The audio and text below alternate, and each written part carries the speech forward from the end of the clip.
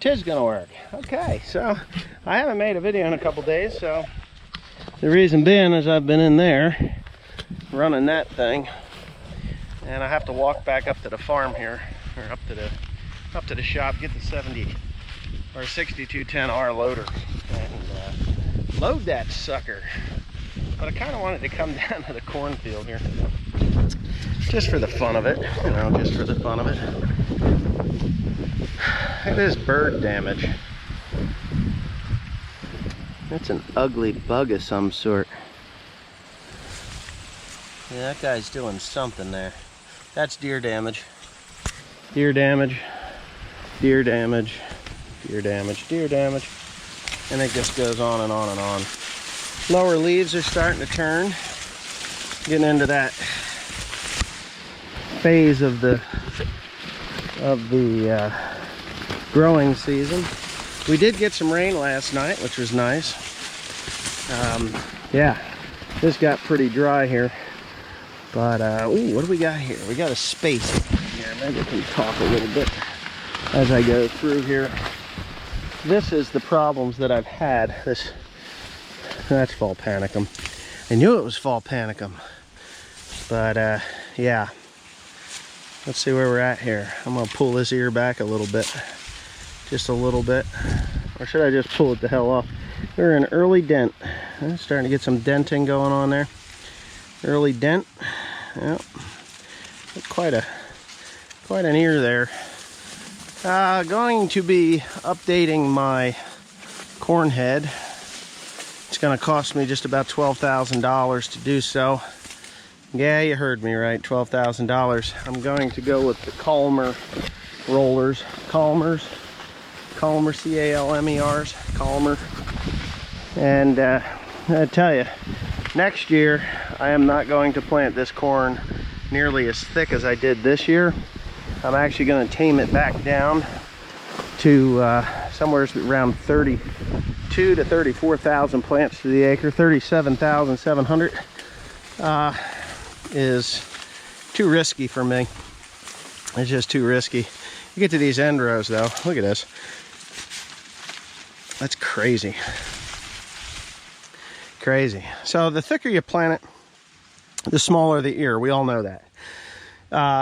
The thicker you plant it, the smaller the ear, and that's fine. You know, not really a big issue. Here's a place where they're super thick, and you can see that they are just not very happy and healthy. That's probably a 7-inch ear there. But when you get on in here a little ways, let's say right about here, you can see that the ears are pretty uniform. They're a little smaller. I'd rather have a bunch of smaller ears than a bunch of ears that the kernels are sticking out the end, because that opens it up to insect damage and even bird damage. The birds will get in, they won't get into this, but yeah, this stuff is thick as thieves in here because of the way the rows ended and the way the new rows started. But I am quite pleased with that. If I do this, take my hand and spread it like that, that's about 9 inches. Each and every one of these is about 9 inches. So, yeah, corn's doing phenomenal. Things are starting to move along. Believe it or not, it is ending up. So here's where the corn got lots and lots of water, all the water that it needed, because there's this space, this fall panicum and yellow foxtail, don't worry about that. But you take this ear, these ears are much larger, much larger, because there's more space there. Still think that I'm never gonna cure the 2 ears. This here is a secondary. Let's see what it looks like on the inside. And this is what really gets me with these secondaries, because they come out slightly later than the original ear, and this is what you end up with. This is what you end up with. Okay. So, of this ear, this piece here, these little guys here, that will degrade your test weight. These over here will be okay. So if you stick that thing up there onto the end, I mean, that's what you're going to end up with, something like that. probably in all an extra 1.5 inches on that ear if they were to be there. But if you see, this is where I tore that off of, and that ear there is smaller. So I don't know, it just seems to me that it's going to be more problematic than good to plant it that thick again next year. And I'm not going to plant it that thick again next year. Just not going to happen. Here's where the nutrients didn't quite make it up into the plant. You can see it's a lot yellower here. It's just a spot, whether moisture or whatnot had gotten it. But the fields all in all are pretty clean. I'm not going to complain about them. I don't know why this is yellow like this, whether too much water, you can see it, super green, and then like that. But yeah. So anyways, I guess it's just another corn update for now. Oh, kind of stuck with weather. We had approximately 1 inch of rain last night, which is screwing me up for haymaking. I've got probably only 150 acres of hay on the ground right now, but that's okay.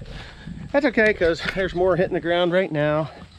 And what I'm gonna do is go home, and I'm either gonna go home or I'm gonna fill this truck. I'm not sure. I haven't made up my mind yet.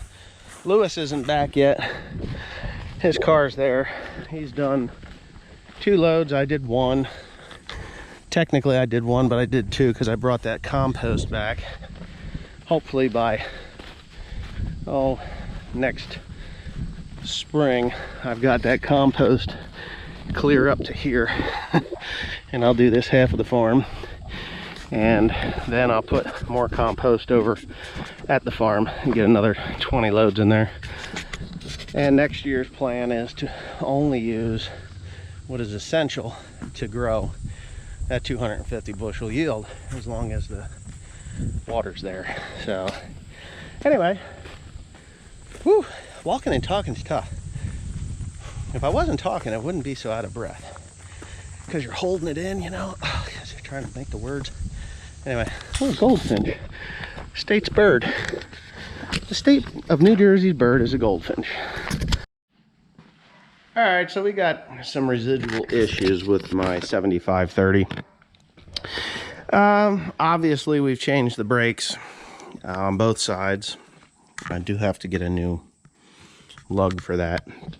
I have ran it, and it seems to run okay for the most part. Changed the oil several times. We've cleaned out just about all the crap that you could think would come out of there in the different oils that we've changed. And now when the oil gets up to over 155 degrees, it throws a pressure code that there is no transmission pressure, or low transmission pressure. And this is an IVT. It is not a power quad or an auto quad. That is an auto power or IVT.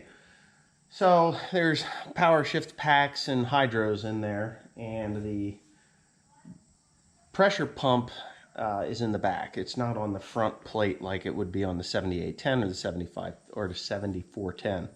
Very different than that. We have pressure. Now, me and Timothy yesterday took the pressure sensors out and cleaned them, put them back in. The codes all went away. And when we took it out for a test drive, it was fine until the temperature got up to back over 150 degrees, and then boom, locked them up. So I've been reading online, and it just seems to me that these pressure switches are bad. There's 3 of them in there, and I'm going to replace all 3 of them and filters again, and we'll see how that goes. You know, there's always an issue when you're changing stuff. I'm going to show you what I've got here. We've changed these filters out. This filter, there's nothing wrong with this filter, actually. This is a new filter. This is another new filter. Don't mind the marks. It's clean. And yeah, so we're going to go ahead and I'm going to change these, but I'm not going to do it when it's hot. I'm going to do it when it's cold.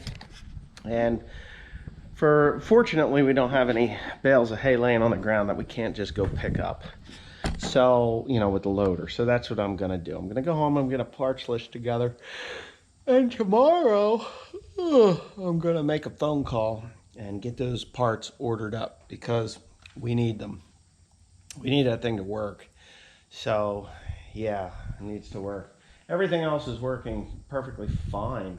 Really, there's no issues with it other than I've got this sensor issue.